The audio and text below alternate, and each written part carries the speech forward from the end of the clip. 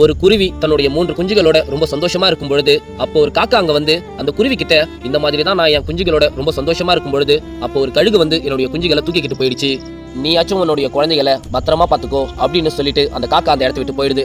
அந்த காக்கா சொன்னதை கேட்ட அந்த குருவியும் ரொம்ப பயந்து போய் நம்ம குழந்தைகளை நம்ம தான் ரொம்ப பத்திரமா பாத்துக்கணும் அப்படின்னு சொல்லிட்டு கீழே கிடக்கிற முள்குச்சிகளையும் கரடு முரடா இருக்கிற கூர்மையான குச்சிகளையும் அந்த குருவி எடுத்துட்டு போய் அந்த கூடு மேல ஒரு கூர்மையான வேலி மாதிரி ரொம்ப பாதுகாப்பா அந்த குருவி கட்டுது. இப்பதான் அந்த அம்மா குருவிக்கு கொஞ்சம் நிம்மதியாவே இருக்கு. கொஞ்ச நேரத்திலேயே அந்த குருவி குஞ்சுகள் வழியில கத்துற சத்தம் அந்த அம்மா குருவிக்கு கேக்குது. அந்த அம்மா குருவியும் என்னாச்சுன்னு பயத்தோட போய் பாக்குறப்ப அப்ப அந்த வேலி மேல இருக்கிற அந்த முட்கள் அந்த குருவி குஞ்சு மேல குத்தி அந்த குருவி குஞ்சை காயமாக்கிறது.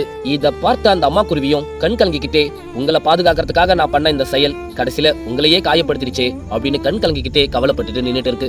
நண்பா, இந்த கதையில இருந்து நான் ஒரே ஒரு விஷயத்தை மட்டும் சொல்லிக்க விரும்புறேன்.